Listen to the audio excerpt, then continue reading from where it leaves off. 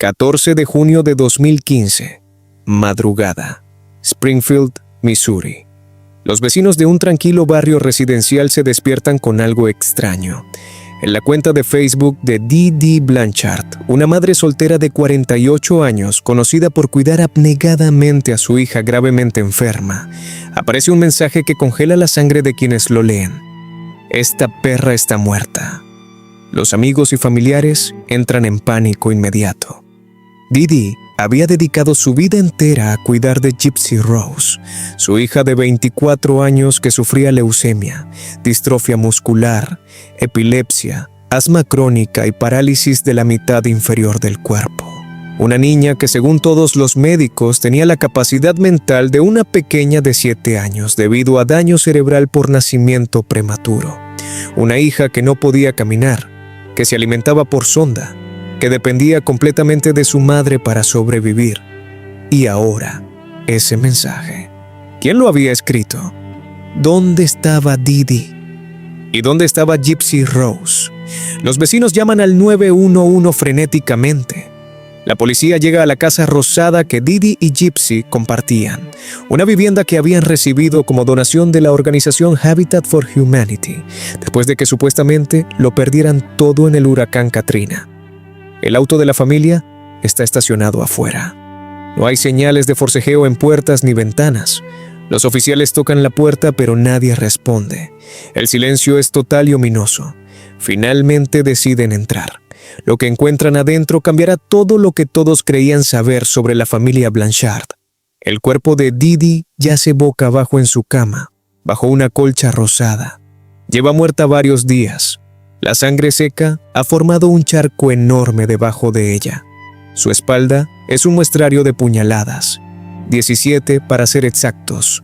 Alguien se subió sobre ella y la apuñaló con un cuchillo de caza una y otra vez, destruyendo sus órganos vitales, casi cercenándole el cuello.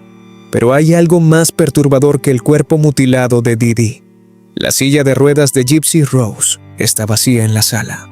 Los tanques de oxígeno están intactos, los medicamentos sin tocar. Y de la hija gravemente enferma, la niña que supuestamente no podía valerse por sí misma, no hay ni rastro. La policía emite una alerta de persona desaparecida. Los medios de comunicación cubren la historia extensamente. Una madre asesinada brutalmente y su hija discapacitada desaparecida, probablemente secuestrada por quien mató a su cuidadora. Todo el estado de Missouri se moviliza para encontrar a Gypsy Rose Blanchard. Voluntarios salen a buscarla. Su foto aparece en las noticias. Una joven de aspecto infantil, calva por los tratamientos de quimioterapia, con ojos grandes e inocentes. ¿Dónde podría estar? ¿Seguiría viva? ¿Cómo sobreviviría sin su madre, sin sus medicamentos, sin los cuidados constantes que necesitaba? Pero los investigadores comienzan a encontrar pistas. Rastrean las publicaciones de Facebook y descubren algo que no tiene sentido. El mensaje "Esta perra está muerta" fue publicado desde la computadora de la casa de los Blanchard. Y más inquietante aún, encuentran evidencia de compras en línea, boletos de autobús, comprados el mismo día del asesinato. Destino, Wisconsin. 24 horas después del descubrimiento del cuerpo, la policía localiza a Gypsy Rose en un motel de Wisconsin. No está sola. Está con un hombre llamado Nicholas Godjon, de 26 años, a quien conoció por internet. Los oficiales se preparan para rescatar a la joven discapacitada, probablemente traumatizada, posiblemente herida. Pero cuando entran a la habitación del motel, lo que ven los deja completamente desconcertados. Gypsy Rose no está en una silla de ruedas. Está caminando, tiene cabello, luce completamente normal y saludable. Y cuando los oficiales le informan que su madre está muerta, su reacción no es de shock ni de dolor, es de alivio. Finalmente soy libre, susurra. Y es en ese momento que comienza a develarse una de las historias más perturbadoras y complejas que Estados Unidos haya visto. Una historia de abuso sistemático, de manipulación extrema, de un trastorno mental tan retorcido que obligó a una niña a vivir una mentira durante 24 años. Una mentira que la llevó a usar silla de ruedas cuando podía caminar, a fingir convulsiones que nunca tuvo a someterse a cirugías innecesarias que la mutilaron, a tomar medicamentos que la envenenaban, todo orquestado por la persona que se suponía debía protegerla, su propia madre. Esta es la historia de Gypsy Rose Blanchard, la chica que nunca estuvo enferma, la víctima que se convirtió en asesina, la hija que planeó matar a su madre para ser libre. Antes de comenzar, suscríbete a Ecos del Misterio y activa la campanita, porque lo que vas a escuchar hoy va mucho más allá de un simple caso de matricidio. Es una historia sobre el síndrome de Munchausen por poder, uno de los trastornos más perturbadores que puede sufrir un cuidador. Es la historia de cómo una madre enferma mentalmente puede destrozar por completo la vida de su hija. Y es la historia de cómo una víctima, después de 24 años de tortura psicológica y física, tomó la decisión más extrema: planear el asesinato de la persona que la había mantenido prisionera. Quédate hasta el final, porque hay detalles en este caso que te van a dejar sin palabras. Los procedimientos médicos a los que fue sometida Gypsy, las operaciones innecesarias que sufrió, los medicamentos que la intoxicaron durante años, y los momentos exactos en que se dio cuenta de que su madre le había mentido toda su vida. Todo está documentado, todo fue real. Y todo culminó en 17 puñaladas y un mensaje en Facebook que cambió todo. 27 de julio de 1991, Golden Meadow, Luisiana. Nace Gypsy Rose Blanchard, un bebé completamente sano, un bebé normal, una niña que no tiene absolutamente nada de malo. Sus padres son Claudinia Pitre, conocida como Didi, una mujer de 24 años que trabajaba como auxiliar de enfermería, y Rod Blanchard, un joven de 17 años. Rod y Didi nunca se casaron formalmente. Su relación fue breve, tumultuosa, y terminó incluso antes de que Gypsy naciera. Rod se mudó a otro estado, pero se comprometió a pagar la manutención de su hija. Visitaba cuando Didi se lo permitía, pero básicamente, Gypsy iba a crecer solo con su madre. Y fue ahí, en esos primeros meses de vida de Gypsy, cuando algo cambió en Didi. Algo oscuro, algo enfermizo, algo que los expertos en psicología llamarían años después el síndrome de Munchausen por poder. Cuando Gypsy tenía apenas 3 meses de edad, Didi la llevó al hospital. Le dijo a los médicos que el bebé dejaba de respirar durante el sueño, que tenía apnea del sueño. Los doctores hicieron pruebas. No encontraron evidencia de apnea, pero Didi insistió, lloró, rogó. Actuó el papel de madre desesperada a la perfección. Finalmente, para estar seguros, los médicos le dieron a Gypsy un monitor de apnea que debía usar mientras dormía. Didi había conseguido lo que quería: su primer diagnóstico médico, su primera oportunidad de ser la madre abnegada de una niña enferma, su primera dosis de la atención y compasión que tanto ansiaba. Pero eso fue solo el comienzo. A medida que Gypsy crecía, las supuestas enfermedades se multiplicaban como un cáncer. A los 8 años, Didi anunció que Gypsy tenía leucemia, que necesitaría quimioterapia, que su cabello se caería, que su vida estaba en peligro. Los médicos hicieron pruebas de sangre. Los resultados mostraban niveles normales. No había signos de leucemia, pero Didi tenía una explicación para todo. Los resultados debían estar equivocados. Su hija estaba enferma, ella lo sabía. Y Didi, con su formación como auxiliar de enfermería, sabía exactamente cómo describir síntomas de forma convincente. Sabía qué decir, cómo llorar en el momento exacto, cómo manipular a los profesionales médicos para que le creyeran. Y cuando un doctor se ponía demasiado suspicaz, cuando hacía demasiadas preguntas, cuando pedía demasiadas pruebas que pudieran revelar la verdad, Didi simplemente dejaba de verlo. Buscaba otro médico, en otro hospital, en otra ciudad si era necesario. Y la historia comenzaba de nuevo. Entre los años 2005 y 2014, Didi llevó a Gypsy a consulta médica más de 100 veces. 100. Algunos doctores la vieron solo una vez antes de que Didi desapareciera y nunca regresara. Otros la trataron durante meses antes de darse cuenta de que algo no cuadraba. Pero nadie tomó acción. Nadie reportó el caso a las autoridades. Nadie salvó a Gypsy, porque Didi era convincente, encantadora, solícita con su hija en público, el tipo de madre que todos admiraban, la madre que sacrificaba todo por cuidar a su pobre niña enferma, la madre que merecía ser canonizada. La lista de enfermedades que Dee afirmaba que Gypsy padecía era abrumadora y absurda: leucemia, distrofia muscular, epilepsia con convulsiones frecuentes, asma crónica severa, problemas auditivos que requerían audífonos, discapacidad visual que necesitaba lentes gruesos, parálisis del tronco inferior que la obligaba a usar silla de ruedas, daños en el sistema digestivo que hacían que necesitara alimentarse por sonda, alergias alimentarias severas al azúcar y otros ingredientes, apnea del sueño que requería tanque de oxígeno. Y aquí viene lo más retorcido. Dee también afirmaba que Gypsy tenía alteraciones cromosómicas y daño cerebral por nacimiento prematuro, lo que según ella explicaba por qué su hija de 14, 16, 20 años actuaba como una niña de 7. Dee había creado la víctima perfecta, una niña que según ella nunca crecería mentalmente, que siempre necesitaría a su mamá, que estaría bajo su control para siempre. Pero todo, absolutamente todo, era mentira. Gypsy no tenía leucemia, nunca la tuvo. Podía caminar perfectamente, sus piernas funcionaban normal, no tenía distrofia muscular, no tenía epilepsia ni convulsiones, podía escuchar bien, podía ver bien. Su sistema digestivo estaba completamente sano, no tenía alergias alimentarias, no necesitaba oxígeno, no tenía daño cerebral, no había nacido prematura. Gypsy Rose Blanchard era una niña completamente normal y saludable, pero Dee la había convertido en una inválida. Y no solo mentalmente, físicamente también. Porque para que las mentiras fueran creíbles, Dee necesitaba evidencia.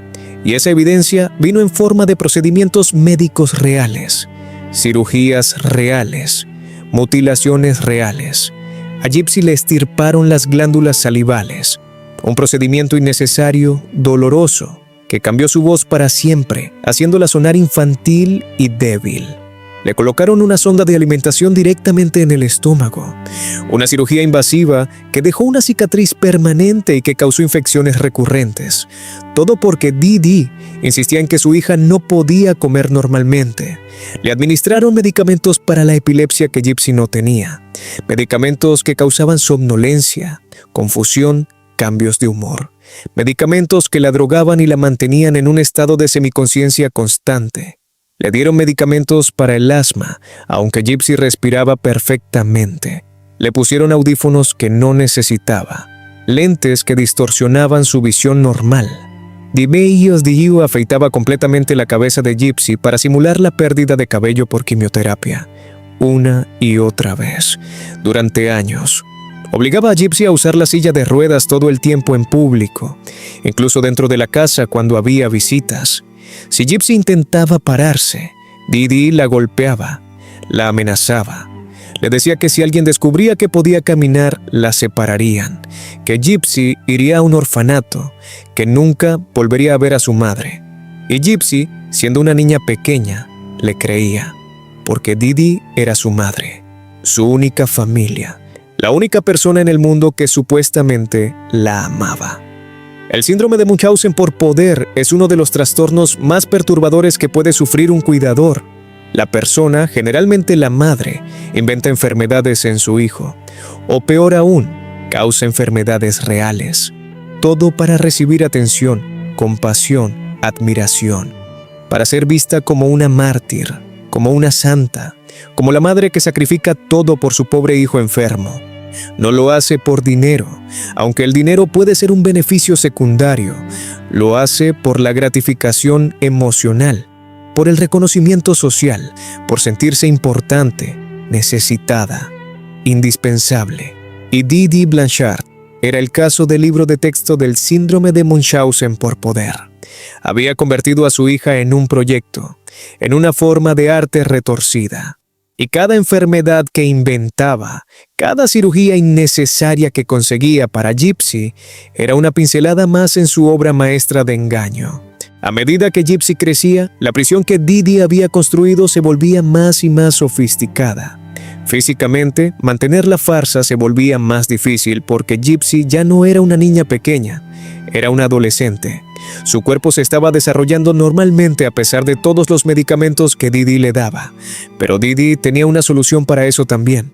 Falsificó documentos, alteró el certificado de nacimiento de Gypsy para hacerla parecer años más joven de lo que realmente era. Si alguien cuestionaba por qué esta niña de 12 años parecía más desarrollada físicamente, Didi tenía la excusa perfecta. Era el resultado de las hormonas del tratamiento médico. Vestía a Gypsy con ropa de niña pequeña, vestidos rosas con estampados infantiles, moños en la cabeza, todo diseñado para poder hacer que Gypsy pareciera y actuara años más joven.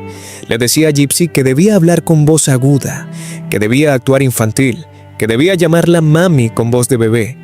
Y Gypsy obedecía, porque no conocía otra cosa, porque pensaba que estaba realmente enferma, porque creía que sin su madre moriría. Didi controlaba cada aspecto de la vida de Gypsy con mano de hierro. Decidía qué comía, cuándo comía, qué ropa usaba, a qué hora dormía, con quién podía hablar y especialmente qué podía decir. En las consultas médicas, Gypsy no tenía permitido hablar. Didi respondía todas las preguntas por ella.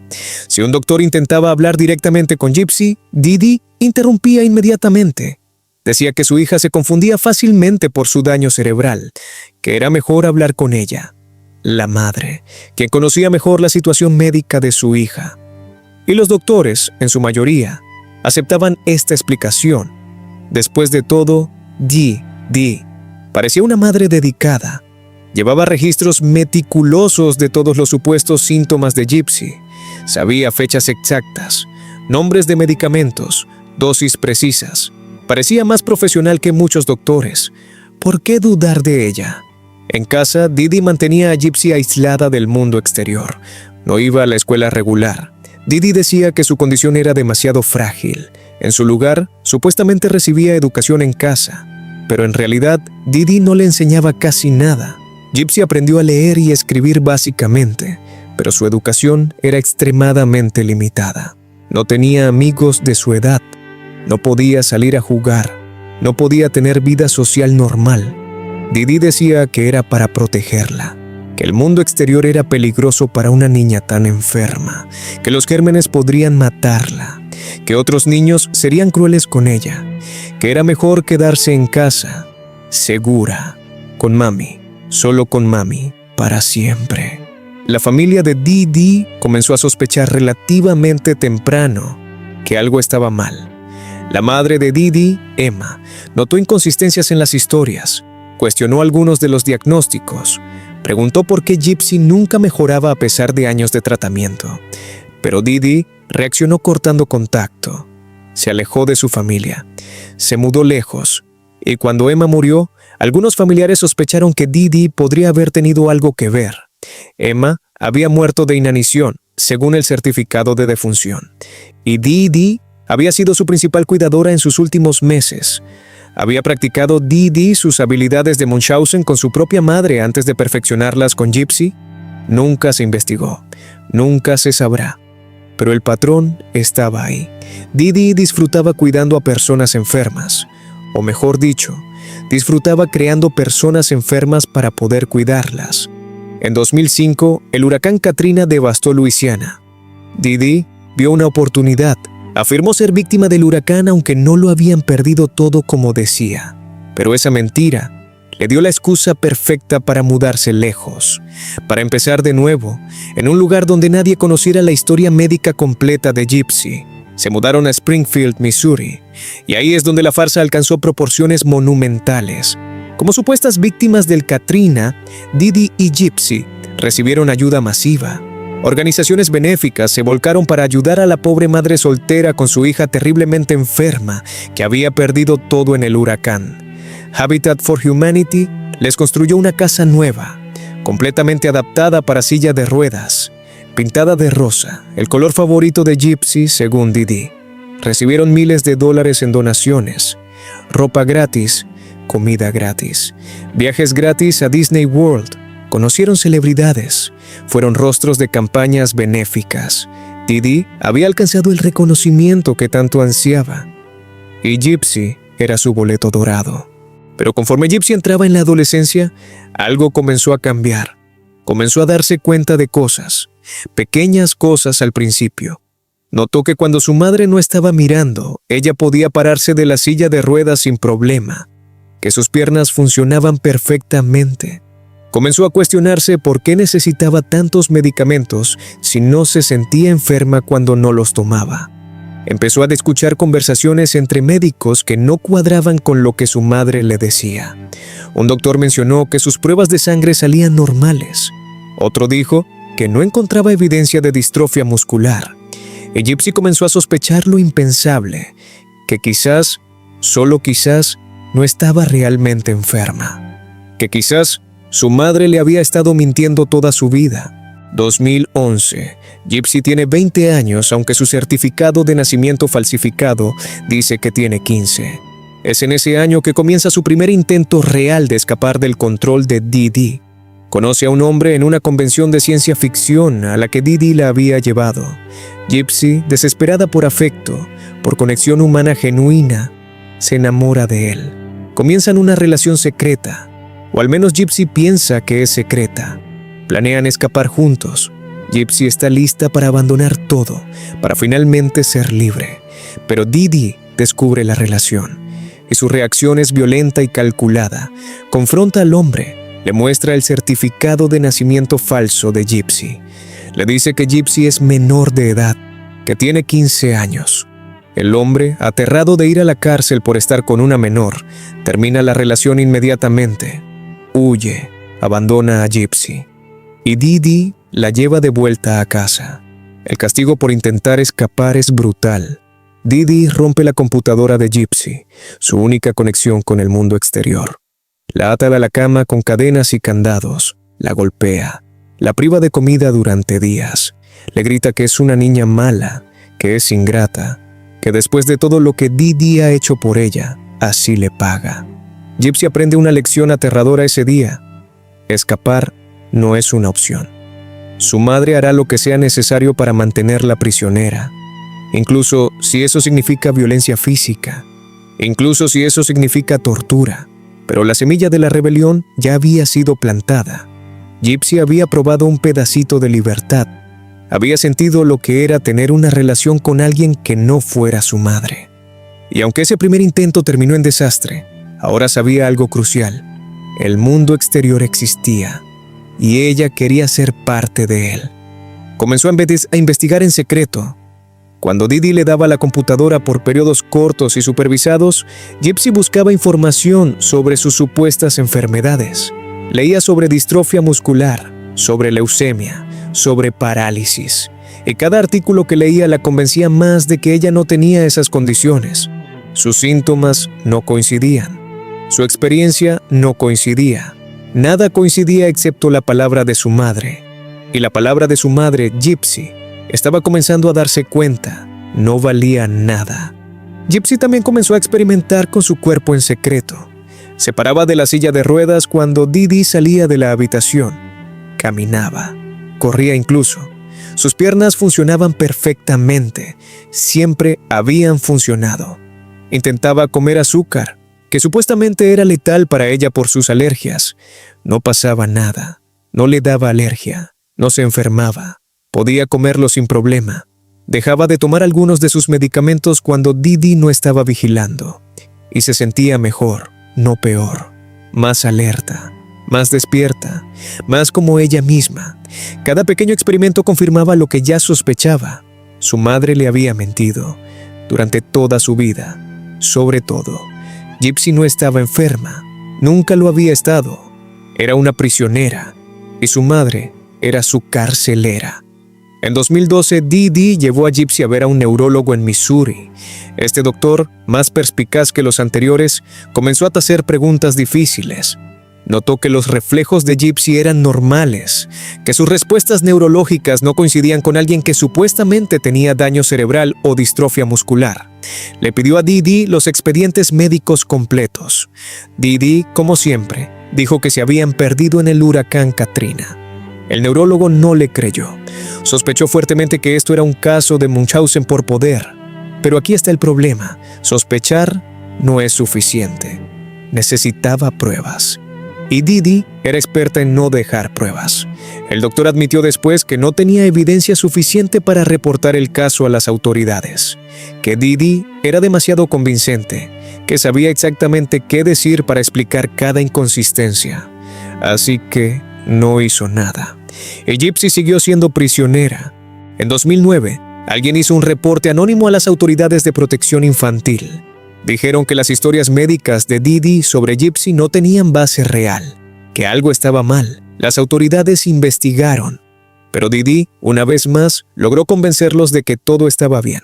Mostró sus montañas de papeles médicos, sus registros meticulosos, su dedicación aparentemente inquebrantable a su hija. Los trabajadores sociales se fueron satisfechos. Caso cerrado. Y Gypsy perdió otra oportunidad de ser rescatada. Años después, cuando todo salió a la luz, esos trabajadores sociales admitirían que habían fallado, que las señales estaban ahí, que deberían haber investigado más, pero para entonces ya era demasiado tarde. El daño ya estaba hecho, y el asesinato ya había ocurrido. Gypsy comenzó a entender algo fundamental. Nadie vendría a salvarla. Los doctores que sospechaban no actuaban. Los trabajadores sociales no veían la verdad. Su familia extendida estaba demasiado lejos, y Didi los había alejado a todos.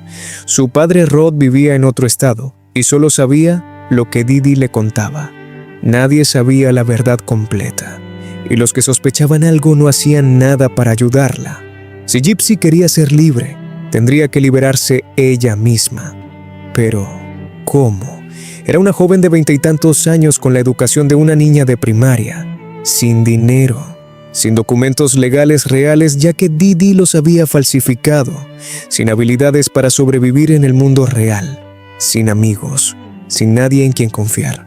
Didi la había mantenido tan aislada, tan dependiente, tan manipulada, que Gypsy ni siquiera sabía cómo funciona el mundo exterior, cómo abrir una cuenta bancaria, cómo rentar un apartamento, cómo conseguir trabajo.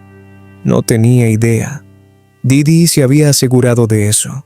Había criado a Gypsy para que fuera completamente dependiente, para que nunca pudiera escapar. Y el plan había funcionado a la perfección, casi a la perfección. 2012. Didi comete un error crítico. Le da a Gypsy una laptop. Es un modelo viejo, con controles parentales estrictos, y Didi supervisa todo lo que Gypsy hace en línea. Pero hay una cosa que Didi no previó: la determinación de Gypsy de conectarse con el mundo exterior. Gypsy aprende a borrar el historial de navegación. Aprende a usar sitios web solo cuando Didi está dormida o fuera de casa. Y aprende a crear perfiles en redes sociales que su madre no conoce. Es en un sitio de citas cristianas donde Gypsy conoce a Nicholas Godellón. Nick tiene 23 años, vive en Wisconsin y tiene sus propios problemas. Fue diagnosticado con trastornos del espectro autista. Tiene dificultades con las interacciones sociales. Vive con sus padres. Ha tenido problemas legales menores, incluyendo un cargo por exhibicionismo indecente.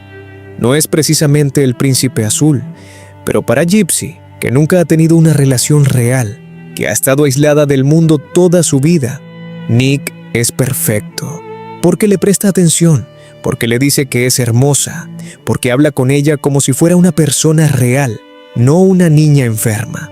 Y sobre todo, porque cuando Gypsy le cuenta la verdad sobre su situación, Nick le cree. Gypsy le cuenta todo a Nick en esas conversaciones nocturnas. Le dice que no está realmente enferma, que puede caminar, que su madre la ha estado mintiendo y drogando durante años, que es prisionera en su propia casa, que quiere escapar pero no sabe cómo. Y Nick, con su propia manera única de ver el mundo, no cuestiona nada de esto, lo acepta completamente. Le dice que la ayudará, que la rescatará, que la salvará de su madre malvada. Para Nick, con su comprensión limitada de los grises morales, esto se convierte en una fantasía de caballero rescatando a la princesa. Gypsy es la damisela en apuros. Didi es el dragón. Y él será el héroe que mate al dragón, literalmente. Las conversaciones entre Gypsy y Nick se vuelven cada vez más intensas. Se declaran amor eterno. Planean casarse, tener hijos. Nick le manda fotos. Gypsy le manda fotos. Desarrollan una relación sexual virtual. Y aquí hay algo importante que entender. Gypsy, a sus 20 y tantos años, tiene la experiencia sexual y emocional de una adolescente muy joven. Dee nunca le enseñó nada sobre sexo. Nunca le permitió tener relaciones. Nunca le dio la charla. Gypsy está descubriendo su sexualidad por primera vez y de la manera más distorsionada posible, a través de internet, con un hombre que tiene sus propios problemas de desarrollo. Pero para Gypsy es emocionante, es liberador. Es la primera vez que alguien la ve como una mujer, no como una niña enferma. En 2015, Nick y Gypsy finalmente se conocen en persona. Es en una película, un estreno de noche. Dee lleva a Gypsy al cine, algo que rara vez hace. Gypsy ha arreglado secretamente que Nick esté ahí. Se encuentran en el baño del cine. Tienen su primer beso, su primer encuentro sexual. Todo en el baño de un cine, apurados, aterrorizados de que Dee los descubra. Es todo menos romántico, pero para Gypsy es mágico. Es la primera vez que ha tenido contacto físico íntimo con alguien. La primera vez que se siente como una persona normal. La primera vez que alguien la toca, no como paciente, sino como mujer. Y en ese momento, Gypsy toma una decisión. Va a escapar con Nick, cueste lo que cueste. Haga lo que tenga que hacer. Va a ser libre. Gypsy y Nick comienzan a planear la fuga. Al principio, el plan es simple. Gypsy escapará de casa cuando Dee esté dormida. Se encontrará con Nick. Huirán juntos a Wisconsin. Vivirán felices para siempre. Pero hay un problema con ese plan que Gypsy entiende, incluso si Nick no.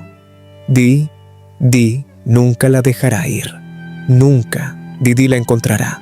La reportará como secuestrada.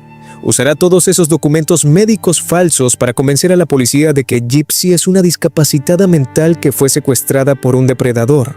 Y la policía le creerá porque Dee es extremadamente convincente. Gypsy será devuelta a casa. Y el castigo será peor que cualquier cosa que haya sufrido antes. Gypsy sabe esto con certeza absoluta. Ha visto lo que Dee es capaz de hacer cuando se enoja. Las palizas, el hambre, las cadenas. Y eso fue solo por intentar escapar. ¿Qué haría Dee si Gypsy realmente se fuera? Es en marzo de 2015, cuando Gypsy llega hasta una conclusión aterradora. La única forma de ser verdaderamente libre es que Dee muera. Mientras Dee esté viva, Gypsy nunca estará a salvo, nunca estará libre.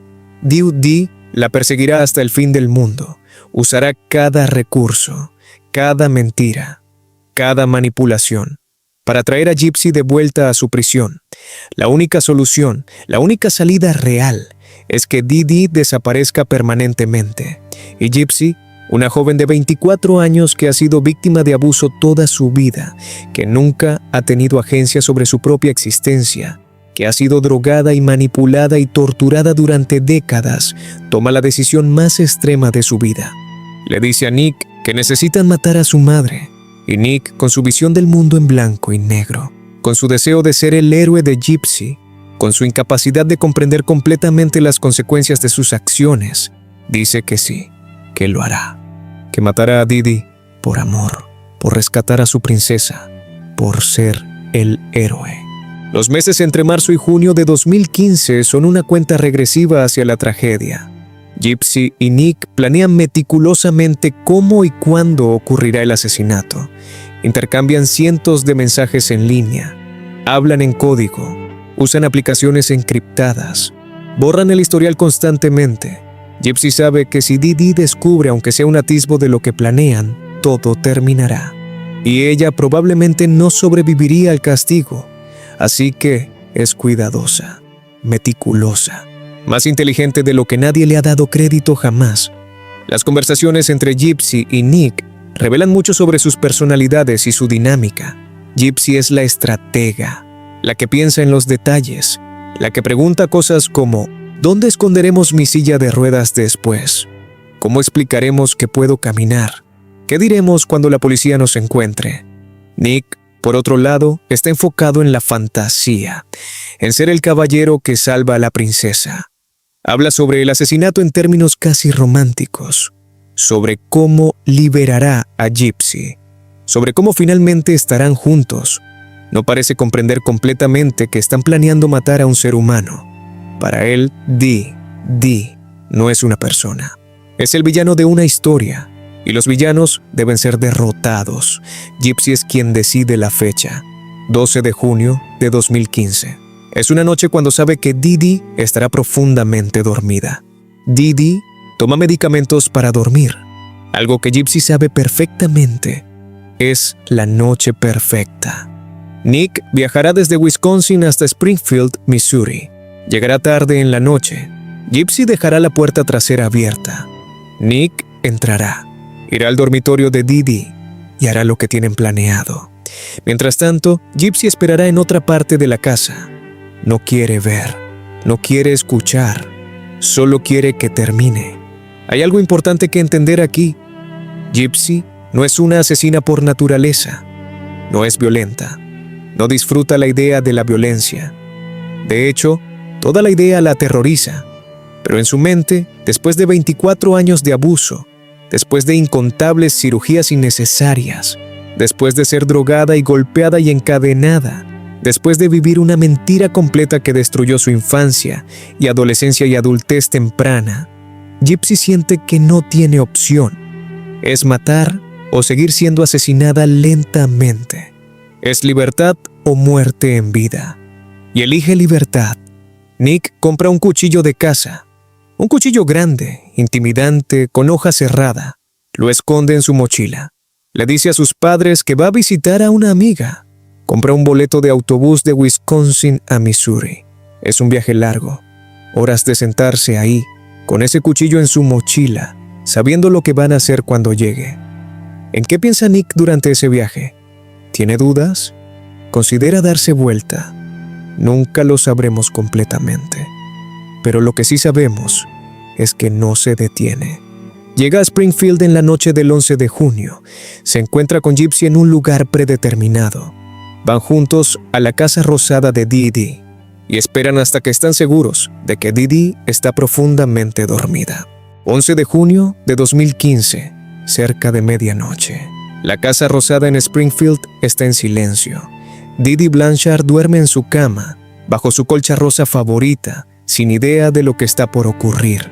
Gypsy está despierta, con el corazón latiéndole tan fuerte que teme que Dee pueda escucharlo.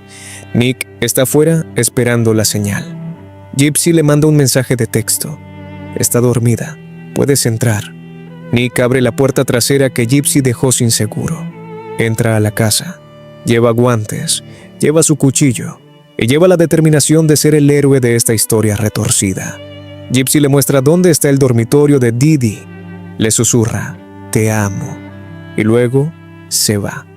Se mete al baño, cierra la puerta, se sienta en el suelo, se tapa los oídos con las manos y espera. Nick camina por el pasillo oscuro hacia el dormitorio de Dee.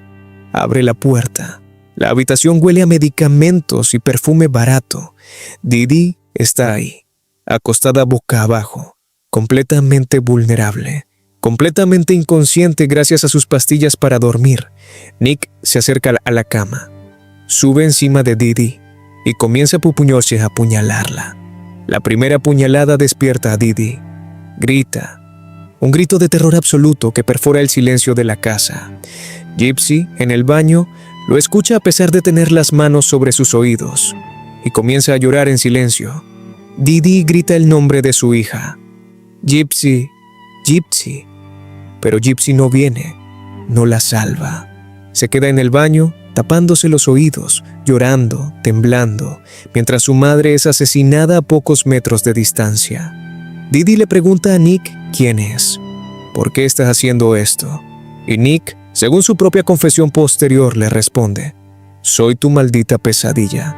Y continúa apuñalándola. Una puñalada, 2, 3. Dee lucha, intenta defenderse, pero está desorientada por las pastillas para dormir. Y Nick es más fuerte. más joven, más determinado, sigue apuñalándola una y otra vez. 16 veces. 17. La hoja del cuchillo penetra su espalda, destruye sus órganos vitales, perfora sus pulmones, corta arterias. La sangre empapa la cama. Las sábanas rosas se vuelven rojo oscuro. Y finalmente, después de lo que probablemente fueron los minutos más largos y aterradores de su vida, Dee Blanchard deja de moverse, deja de respirar. Muere ahí, en su propia cama, asesinada por el novio secreto de la hija a la que había torturado durante 24 años. El silencio que sigue es ensordecedor. Gypsy, todavía en el baño, se da cuenta de que los gritos se han detenido, que todo ha terminado. Se levanta con piernas temblorosas, abre la puerta del baño, sale al pasillo y ve a Nick saliendo del dormitorio de Dee. Tiene sangre en su ropa, en sus manos, en su cara. El cuchillo gotea sangre sobre el piso. Gypsy no entra al dormitorio, no mira el cuerpo de su madre, no puede. Simplemente pregunta, ¿está muerta? Y Nick asiente. Sí, ya terminó, eres libre. Y en ese momento, Gypsy Rose Blanchard siente una mezcla de emociones tan contradictorias y complejas que ni ella misma puede procesarlas completamente. Alivio, porque finalmente está libre del control de Dee. Horror por lo que acaba de ocurrir. Culpa por haber causado la muerte de su madre, sin importar cuán abusiva haya sido. Miedo por lo que vendrá después. Y una especie de entumecimiento emocional, como si su cerebro se estuviera apagando para protegerla del trauma absoluto de la situación. Gypsy y Nick actúan rápidamente. Tienen un plan para después del asesinato y necesitan ejecutarlo antes de que los descubran. Nick se cambia de ropa, pone su ropa manchada de sangre en una bolsa de plástico, se lava las manos y la cara. Gypsy recoge algunas de sus pertenencias, no mucho, no puede cargar mucho. Toman dinero en efectivo que encuentran en la casa, alrededor de $4,000 que Dee tenía guardados de las donaciones benéficas. Caminan hasta una estación de autobuses, y aquí está lo increíble. Gypsy camina, abandona su silla de ruedas en la casa, simplemente se levanta y camina. Nadie las cuestiona, porque Gypsy nunca necesitó esa silla de ruedas, nunca. Compran boletos a Wisconsin, se suben al autobús, y durante todo el viaje, mientras el cuerpo de Dee se enfría en su cama empapada de sangre, Gypsy y Nick actúan como una pareja normal. Se toman selfies, se besan, planean su futuro juntos. Es surreal, es perturbador. Es la reacción de dos personas que no comprenden completamente la enormidad de lo que han hecho. Llegan a Wisconsin en la madrugada del 12 de junio. Van directamente a un motel. Rentan una habitación y finalmente, después de todo lo que han pasado, tienen sexo. No como la primera vez apresurada en el baño del cine, sino correctamente, en una cama, con tiempo. Y para Gypsy, esto es parte de su liberación. Es su primera vez realmente libre. Su primera vez sin temor de que Dee la descubra. Su primera vez siendo simplemente ella misma. Pero hay sangre literal y figurativa en sus manos, y aunque todavía no lo saben, su libertad durará menos de 24 horas. 13 de junio de 2015. Los amigos y vecinos de Dee comienzan a preocuparse. Dee no responde sus mensajes, no contesta el teléfono, y eso es extraño porque Dee siempre respondía. Era parte de su personalidad, siempre disponible, siempre comunicativa, siempre asegurándose de que todos supieran lo dedicada que era como madre. Pero ahora, silencio. Los vecinos van a la casa, tocan la puerta. No hay respuesta. Miran por las ventanas. Las cortinas están cerradas. El auto de Dee está estacionado afuera, así que no salió. Pero no hay señales de vida. Llaman a la policía para solicitar un chequeo de bienestar. Y es entonces cuando alguien revisa la página de Facebook de Dee y ve el mensaje que Gypsy publicó en la madrugada del 14. Esta perra está muerta. El mensaje fue posteado desde la computadora de la casa de los Blanchard. ¿Quién lo escribió? ¿Dee está realmente muerta? ¿Dónde está Gypsy? La policía llega, fuerzan la entrada y encuentran la escena que ya describimos. Dee asesinada brutalmente en su cama. sangre por todas partes y la silla de ruedas de Gypsy vacía. Inmediatamente asumen lo peor. Una discapacitada gravemente enferma ha sido secuestrada por quien asesinó a su madre.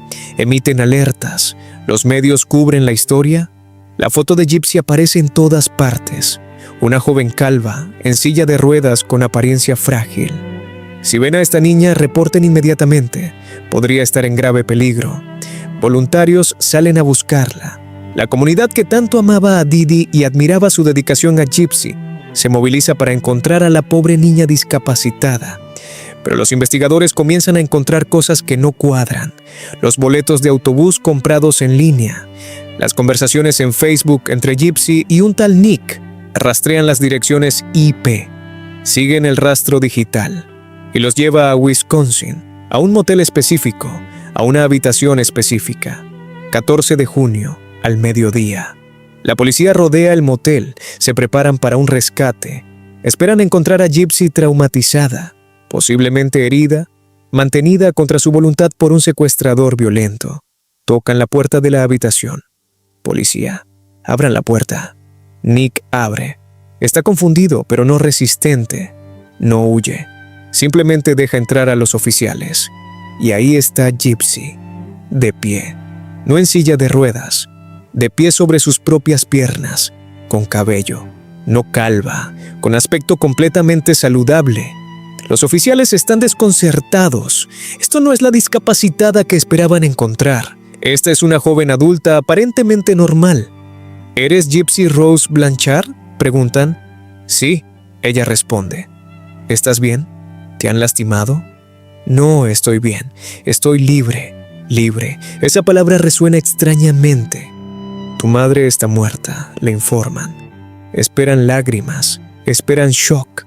En su lugar, Gypsy dice algo que los deja helados. Lo sé. Nick y Gypsy son arrestados inmediatamente, separados, llevados para interrogatorio. Y es ahí, en esas salas de interrogación separadas, que la verdad completa comienza a salir. Una verdad tan retorcida, tan increíble que los investigadores al principio no pueden creerla. Gypsy no está discapacitada, nunca lo estuvo. Puede caminar, puede hablar normalmente, es inteligente, funcional, completamente capaz. No tiene leucemia, no tiene distrofia muscular, no tiene ninguna de las docenas de enfermedades que su madre afirmaba. Todo fue mentira. 24 años de mentiras. Y el asesinato no fue un secuestro que salió mal, fue planificado por Gypsy. Ella fue quien le pidió a Nick que matara a Didi. Ella quien planeó los detalles. Ella quien dejó la puerta abierta. Ella quien publicó ese mensaje en Facebook. Gypsy Rose Blanchard no es una víctima de secuestro. Es una asesina. O al menos es la arquitecta intelectual de un asesinato. Las confesiones de Gypsy y Nick son grabadas y revelan una historia tan compleja que desafía las categorías simples de víctima y villano. Nick admite haber apuñalado a Didi. Describe el crimen en detalle. Cómo subió sobre ella. Cómo usó el cuchillo. Cuántas veces la apuñaló. No muestra remordimiento aparente. En su mente hizo lo correcto. Salvó a Gypsy del dragón. Dice que lo hizo por amor, que Gypsy se lo pidió y él no podía negarse, que ella necesitaba ser rescatada. Gypsy, por su parte, admite haber planeado el asesinato. Admite que fue su idea, que ella le pidió a Nick que lo hiciera, pero también cuenta su historia, y es una historia que hace que los investigadores más curtidos sientan náuseas. Cuenta sobre las cirugías innecesarias, los medicamentos que la envenenaban, las cadenas, los golpes, el aislamiento total, los 24 años de abuso sistemático bajo el control de su madre. Cuenta cómo intentó escapar antes y fue atada a una cama, cómo su madre falsificó documentos para hacerla parecer discapacitada, cómo nunca tuvo opción, cómo sintió que la única forma de ser libre era que Didi muriera. Los investigadores comienzan a verificar la historia de Gypsy. Contactan a médicos que trataron a Gypsy a lo largo de los años. Y sí, varios admiten haber sospechado que algo estaba mal, que Didi era demasiado insistente, que los diagnósticos no cuadraban, que las pruebas médicas no apoyaban las afirmaciones de Didi. Pero nadie reportó sus sospechas, nadie intervino. Hacen un examen médico completo a Gypsy en la cárcel. Los resultados son claros. No tiene leucemia. Nunca la tuvo. No tiene distrofia muscular. No tiene parálisis. Sus piernas funcionan perfectamente. Puede caminar sin problema. Su cerebro está completamente normal. No hay daño neurológico.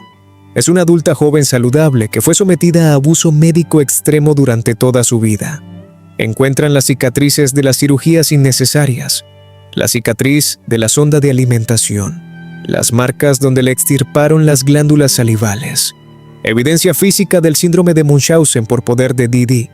Contactan a Rod Blanchard, el padre de Gypsy que vivía en otro estado.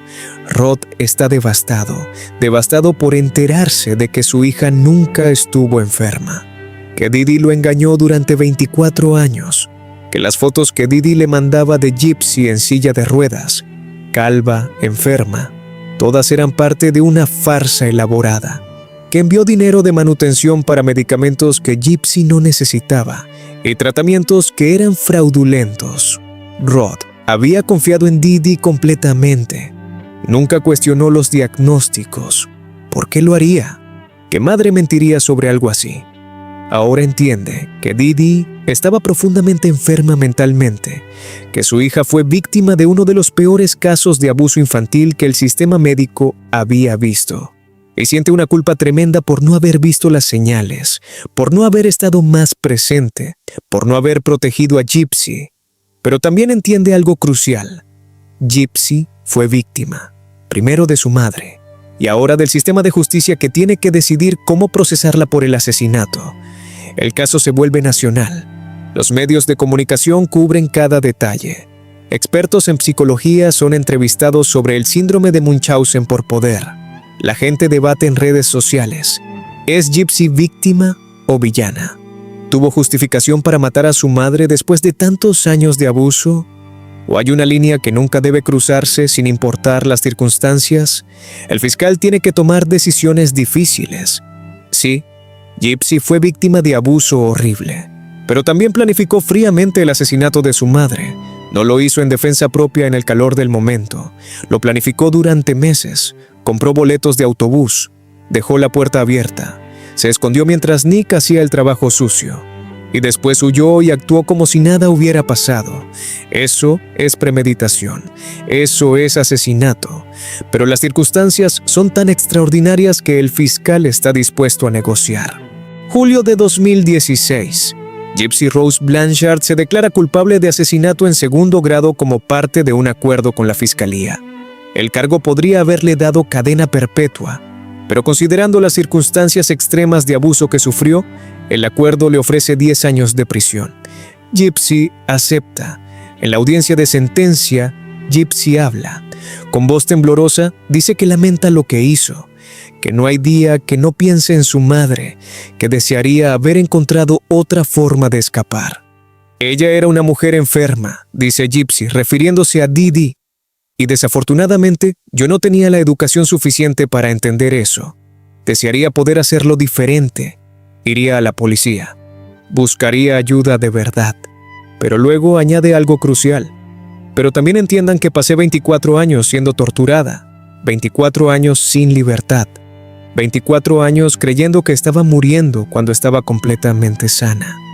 No estoy orgullosa de lo que hice, pero nadie que no haya vivido lo que yo viví puede realmente juzgar mis decisiones. El juez la sentencia a 10 años en la prisión de Chillicothe en Missouri. Cumplirá al menos el 85% de la sentencia antes de ser elegible para libertad condicional. Si se comporta bien, podría salir en 8 años.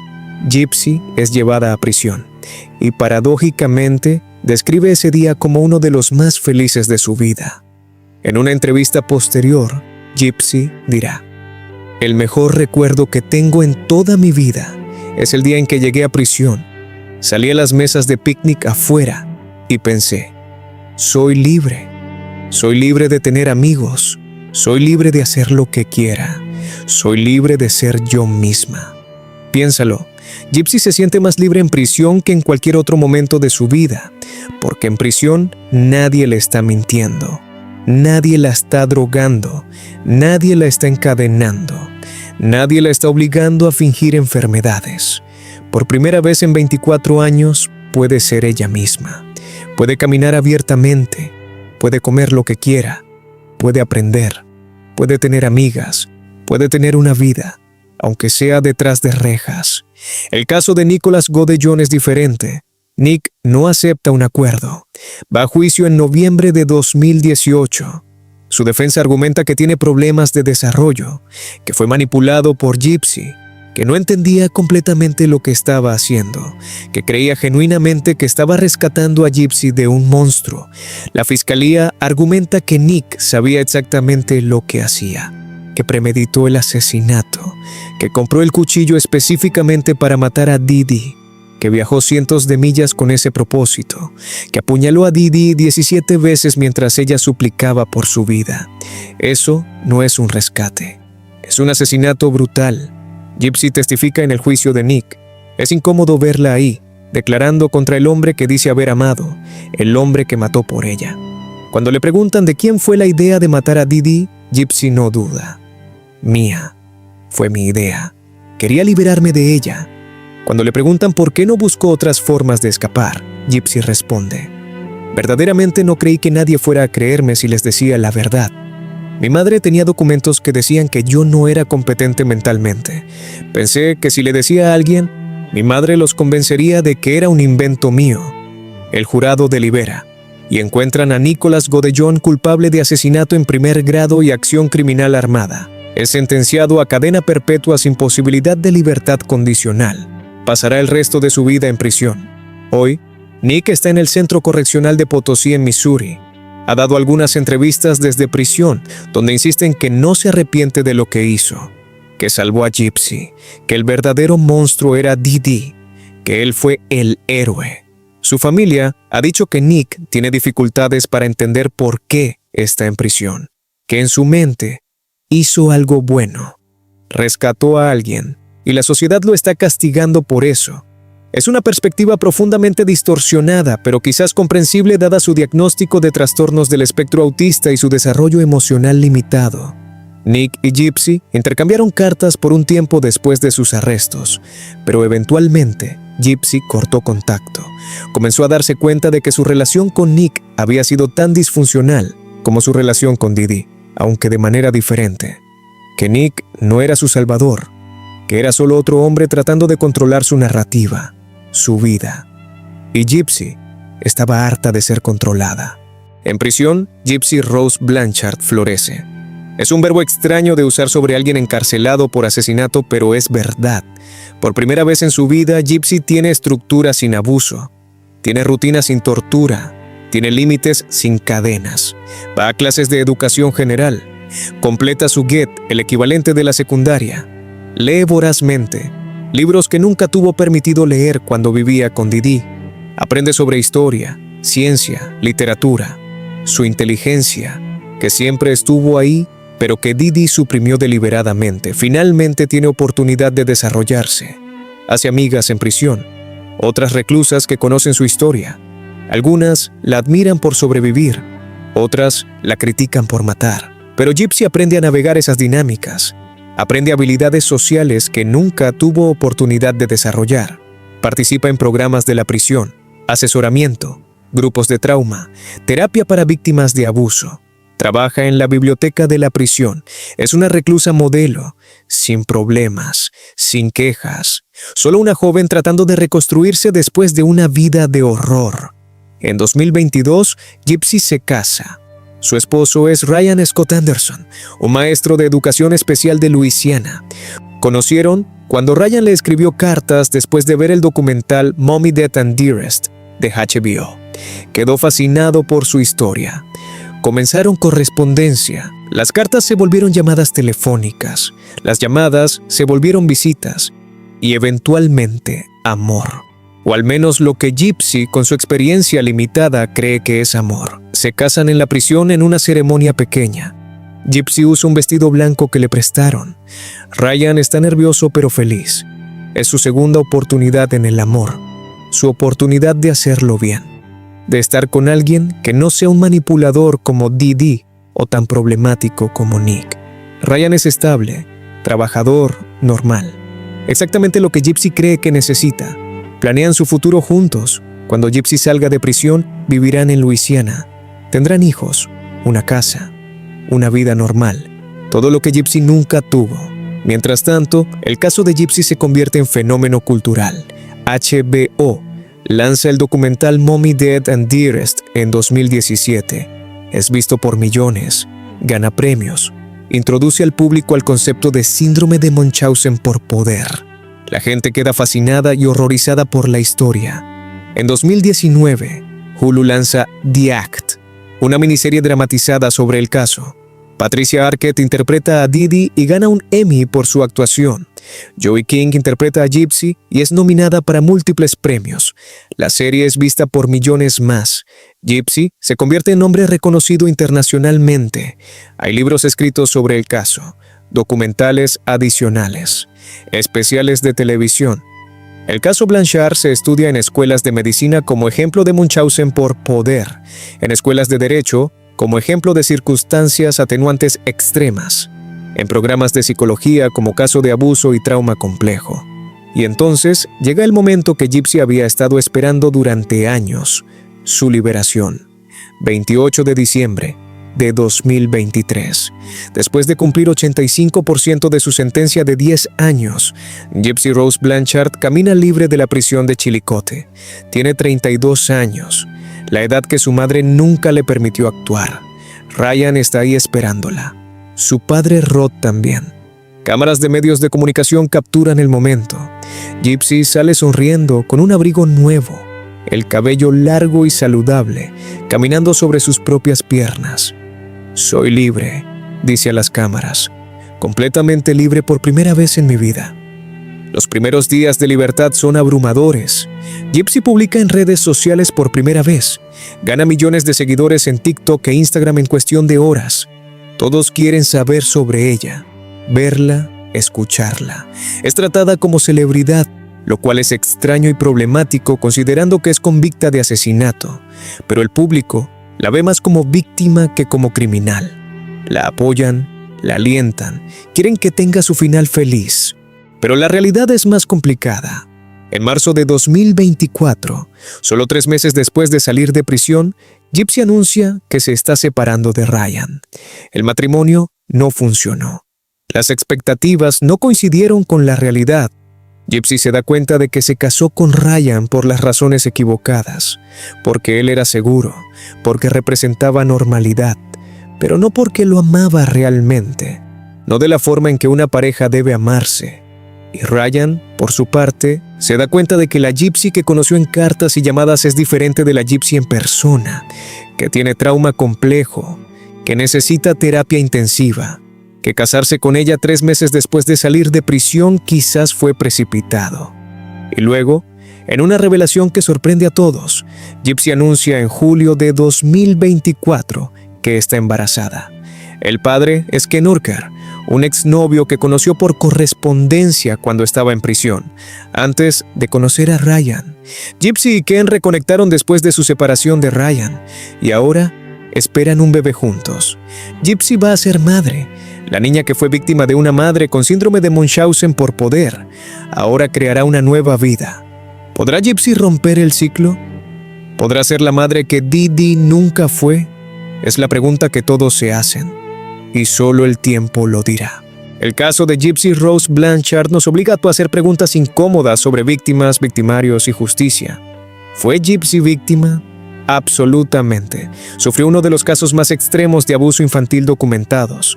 Fue sometida a cirugías innecesarias, envenenada con medicamentos, encadenada, golpeada, aislada del mundo, forzada a vivir una mentira completa durante 24 años. Todo a manos de su madre, la persona que se suponía debía protegerla. ¿Fue Gypsy victimaria? También. Planificó el asesinato de su madre. No actuó en defensa propia inmediata. Tuvo meses para planear. Pudo haber buscado otras opciones. Policía, servicios sociales, escape sin asesinato. Eligió el asesinato. Esa elección tiene consecuencias, y esas consecuencias fueron 8 años en prisión. ¿Fue suficiente? ¿Demasiado? Muy poco. Depende de a quién le preguntes. El síndrome de Munchausen por poder es raro pero real. Se estima que afecta entre 200 y 1,200 niños por año, solo en Estados Unidos. Pero esos son los casos reportados. Los expertos creen que hay muchos más sin reportar porque es muy difícil de detectar. Las madres como Didi son extremadamente convincentes. Manipulan no solo a sus hijos, sino a doctores, trabajadores sociales, familiares. Crean narrativas tan elaboradas que se vuelven creíbles. Y los niños víctimas como Gypsy muchas veces no saben que están siendo abusados. Crecen creyendo que realmente están enfermos, que realmente necesitan esos medicamentos, esas cirugías, ese cuidado constante. No es hasta que son mayores, si es que llegan a darse cuenta, que entienden la verdad. Y para entonces, el daño psicológico y físico puede ser irreversible. El caso también expone fallas masivas en el sistema médico. Más de 100 consultas médicas en 10 años, docenas de doctores, varios que sospecharon algo, y ninguno reportó sus sospechas a las autoridades. ¿Por qué? Porque reportar abuso médico es complicado.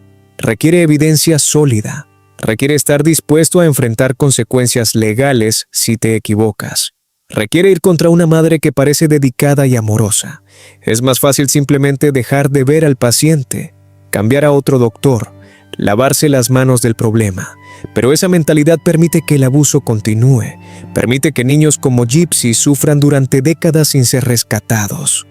Después del caso Blanchard, muchos hospitales y sistemas médicos en Estados Unidos implementaron nuevos protocolos, banderas rojas para detectar posible Munchausen por poder, requisitos de segunda opinión para ciertos diagnósticos, mejor comunicación entre doctores para detectar doctor shopping, donde padres van de médico en médico, buscando diagnósticos específicos. Pero aún queda mucho trabajo por hacer. ¿Qué pasó con la Casa Rosada donde todo ocurrió? Fue vendida en 2016. Los nuevos dueños la compraron a precio reducido, obviamente, considerando su historia. La pintaron de otro color. Quitaron las rampas para silla de ruedas. Intentaron borrar las marcas de lo que había ocurrido ahí, pero los vecinos recuerdan. La comunidad recuerda. Springfield, Missouri, recuerda a Didi Blanchard y su hija enferma que resultó no estarlo.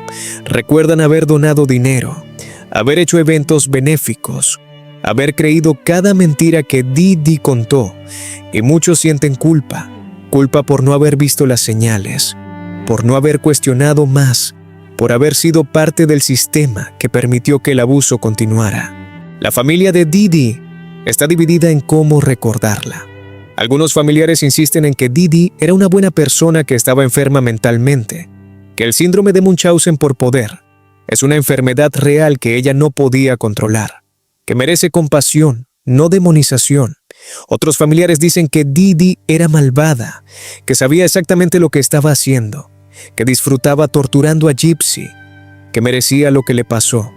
Rod Blanchard, el padre de Gypsy, rara vez habla públicamente sobre el caso, pero cuando lo hace, deja claro que aunque lamenta lo que le pasó a Didi, su compasión está completamente con Gypsy. Dice que debería haber estado más presente en la vida de su hija, que debería haber cuestionado más los diagnósticos médicos, que falla como padre por no haber protegido a Gypsy de Didi.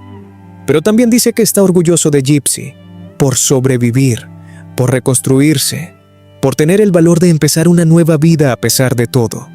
Hoy, Gypsy Rose Blanchard tiene 33 años. Vive en Luisiana con Ken Urquhart. Están esperando su primer hijo juntos. Gypsy está en terapia intensiva, trabajando a través de décadas de trauma. Está aprendiendo a ser adulta, a manejar finanzas, a tomar decisiones sobre su propia vida. Cosas que la mayoría de la gente aprende en su adolescencia. Y veintitantos, Gypsy está aprendiendo ahora en sus 30s. Es un proceso difícil. Tiene días buenos y días malos, días donde se siente esperanzada sobre el futuro y días donde el trauma del pasado la abruma. Pero está intentando, está creciendo, está viviendo. Finalmente viviendo la vida que Didi le robó durante 24 años. El caso de Gypsy Rose Blanchard nos enseña varias cosas importantes. Nos enseña que el abuso infantil puede tomar formas que nunca imaginamos. que no siempre son moretones y huesos rotos. A veces es un padre creando enfermedades que no existen, sometiéndote a tratamientos que no necesitas, robándote tu infancia, tu adolescencia, tu adultez temprana bajo el disfraz de cuidado médico. Nos enseña que los sistemas diseñados para proteger a niños, el sistema médico, servicios sociales, las escuelas, pueden fallar espectacularmente cuando las personas no quieren ver lo que está frente a ellos. Cuando es más fácil creer la narrativa agradable de la madre dedicada que investigar más profundo. Nos enseña que las víctimas de abuso extremo pueden tomar decisiones extremas y que juzgar esas decisiones desde afuera sin haber vivido ese abuso es complicado. Gypsy pasó 8 años en prisión por su rol en el asesinato de Dee Dee. Nicholas Godejohn pasará el resto de su vida en prisión por ser quien físicamente la mató. ¿Es justo? Legalmente, las sentencias reflejan sus niveles de participación y sus circunstancias individuales. Gypsy fue víctima de abuso extremo. Nick no. Gypsy no cometió el acto físico del asesinato. Nick sí. Gypsy mostró remordimiento y tomó responsabilidad. Nick todavía insiste en que hizo lo correcto. Esas diferencias justificaron las diferencias en sentencias. Pero moralmente, éticamente, la pregunta de justicia es mucho más complicada. Dee Dee Blanchard torturó a su hija durante 24 años. La mutiló. La drogó. La privó de educación, socialización, libertad. Todo lo que hace que la infancia valga la pena. Dee Dee robó la vida de Gypsy tan completamente como Gypsy robó la vida de Dee Dee. La diferencia es que el robo de Dee Dee duró mucho más tiempo y causó sufrimiento mucho más prolongado. ¿Significa eso que Gypsy estaba justificada en matar a Dee Dee? No. El asesinato está mal. Punto. Existen otras opciones, otros caminos. Pero entender por qué Gypsy sintió que no tenía opciones requiere empatía. Requiere ponerse en el lugar de una joven de 24 años que nunca fue a la escuela regular. Nunca tuvo amigos reales, nunca aprendió sobre sus derechos, que fue drogada constantemente, que fue golpeada y encadenada cuando intentó escapar, que estaba tan manipulada psicológicamente que creía que nadie le creería si pedía ayuda. En esa situación, con esa mentalidad, ¿tomarías la decisión correcta? ¿O tomarías la decisión de supervivencia? Gypsy tomó la decisión de supervivencia. Y ahora debe vivir con las consecuencias de esa decisión por el resto de su vida. La historia de Gypsy Rose Blanchard no tiene un final feliz tradicional, pero tiene un final con esperanza. Gypsy está viva, está libre, está reconstruyendo, está creando una familia propia, está rompiendo el ciclo de abuso que Dee Dee perpetuó. Y eso, considerando todo lo que ha pasado, considerando los 24 años de horror y los 8 años en prisión, eso es algo. Quizás no es el final de cuento de hadas, pero es un final con posibilidad, con futuro, con vida. Y después de 24 años de vivir una mentira, de estar muerta en vida, Gypsy finalmente tiene algo que Dee Dee nunca pudo quitarle: su verdad, su historia, su voz. Y está usando esa voz para ayudar a otros, para educar sobre Munchausen por poder, para mostrar que las víctimas de abuso pueden sobrevivir, pueden sanar, pueden tener segundas oportunidades, incluso después de tomar las decisiones más extremas. Esta fue la historia de Gypsy Rose Blanchard, la chica que nunca estuvo enferma, la víctima que se convirtió en asesina, la hija que mató para ser libre. Una historia que desafía todo lo que pensamos sobre víctimas, justicia y redención. Si este caso te impactó, dale like, comparte, suscríbete a Ecos del Misterio y recuerda, las cosas no siempre son como parecen. Detrás de la imagen de la madre dedicada estaba un monstruo. Detrás de la niña enferma en silla de ruedas estaba una prisionera sana. Y detrás de cada caso que parece simple, hay complejidades que desafían nuestras nociones de bien y mal. Nos vemos en el próximo misterio.